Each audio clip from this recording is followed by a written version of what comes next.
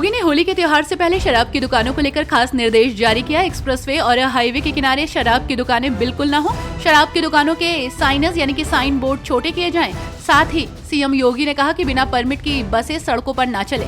डग्गा मार वाहनों और ओवरलोड ट्रकों के खिलाफ कार्रवाई हो।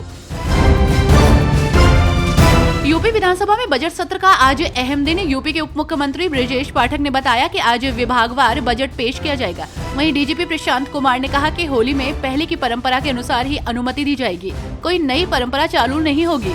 होलिका दहन और जुम्मे की नमाज पर विशेष सुरक्षा व्यवस्था होगी। संभल में जब डीएम द्वारा लाउड स्पीकर बजाने की अनुमति नहीं दी गई तो मस्जिद में मुंह से अजान देने का वीडियो सामने आया। सहरी के लिए मस्जिद से मुंह से अनाउंसमेंट किया गया तो मुंह से बोलकर नमाज के लिए भी अजान दी गई। सुप्रीम कोर्ट के आदेश के बाद राज्य में धार्मिक स्थलों पर लाउड स्पीकर के उपयोग पर प्रतिबंध लगा दिया गया है। प्रशासन इस आदेश का सख्ती से पालन करवा रहा है। संभल में अब तक 3 मस्जिदों के इमामों पर तेज आवाज से अजान देने के कारण कार्रवाई की जा चुकी है। झांसी में कैबिनेट मंत्री संजय निषाद ने मस्जिदों में लाउड स्पीकर के इस्तेमाल पर सवाल उठाया। उन्होंने कहा कि जब भगवान अल्लाह कण-कण में मौजूद है तो इसकी क्या जरूरत है। अगर भगवान कण-कण में है तो इतनी तेज आवाज क्यों। देश में शांति होनी चाहिए, इससे बच्चों की पढ़ाई में बाधा आती है। इतना ही नहीं, उन्होंने मुस्लिम समुदाय से प्रार्थना के समय के अनुसार घड़ियां लगाने और अलार्म लगाने को कहा। सरकारी संस्थाओं के निजीकरण को लेकर एक बार फिर सपा प्रमुख अखिलेश यादव ने भाजपा सरकार पर बोला हमला। कहा कि भाजपा सरकार नौकरियां और आरक्षण खत्म करने की साजिश रच रही है। साथ ही केंद्र सरकार के नक्शे कदम पर चलते हुए यूपी सरकार भी निजीकरण को बढ़ावा दे रही है। अखिलेश ने भाजपा की नीति को पीडीए विरोधी बताया। मानव शर्मा सुसाइड केस में एक बड़ा खुलासा हुआ है। पुलिस को उस रात का सीसीटीवी फुटेज मिला है जिसमें मानव के अलावा उसकी पत्नी, सास और ससुर दिख रहे हैं। सभी घर के बाहर बातचीत कर रहे थे। पुलिस मानकर चल रही है कि निकिता ने मुकदमा लिखाकर पूरे परिवार को जेल भिजवाने की धमकी दी थी, जिससे भयभीत होकर मानव ने अपनी जान दे दी ताकि उसके परिवार पर कोई आंच न आए। यूपी के पीलीभीत में मस्जिद में बिना इजाजत लाउड स्पीकर बजाने पर मौलवी पर केस दर्ज हुआ है। उत्तर प्रदेश के पीलीभीत जिले के जहानाबाद क्षेत्र में लाउड स्पीकर नियमों के उल्लंघन के आरोप में एक मस्जिद के मौलवी के खिलाफ मामला दर्ज किया गया है।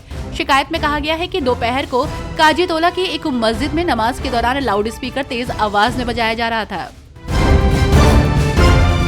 कांग्रेस के राज्यसभा सांसद और मध्य प्रदेश के पूर्व मुख्यमंत्री दिग्विजय सिंह की जमीन को लेकर उत्तर प्रदेश के अंबेडकर नगर जिले में बड़ा फर्जीवाड़ा सामने आया है।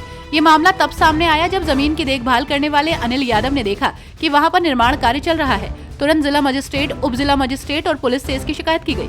दिग्विजय सिंह की ये जमीन अंबेडकर नगर जिले के आलापुर तहसील में है और ये जमीन उनकी मां अपर्णा देवी के नाम पर है। मायावती द्वारा अपने भतीजे आकाश आनंद को पार्टी के सभी पदों से बाहर करने के फैसले के बाद अब कांग्रेस पार्टी के पूर्व सांसद ने एक ऐलान कर दिया। मायावती द्वारा की गई इस कार्रवाई के बाद कांग्रेस नेता और पूर्व सांसद उदित राज ने बसपा पार्टी के कार्यकर्ताओं से कांग्रेस में शामिल होने का अनुरोध किया। उन्होंने कहा, मायावती अपनी पार्टी को खत्म कर रही हैं और बसपा में दलितों या अन्य पिछड़ा वर्ग के लिए कोई मिशन नहीं बचा है, इसलिए सब कांग्रेस में आ जाएं। वृंदावन की होली में मुसलमानों के प्रवेश पर पाबंदी लगाने की मांग को लेकर सपा सांसद का बीजेपी पर हमला। सांसद सनातन पांडे ने कहा कि ऐसी मांग करने वाले भगवान श्री कृष्ण के अनुयायी नहीं हैं। उन्होंने भारतीय जनता पार्टी पर सत्ता के लिए हिंदुओं और मुसलमानों को बांटने की कोशिश करने का आरोप लगाया। उन्होंने कहा कि भारत का संविधान इस बात की इजाजत नहीं देता कि धर्म और जाति के आधार पर किसी को किसी कार्यक्रम में शामिल होने से रोका जाए। मैं इस मांग के लिए उनकी भर्त्सना करता हूँ।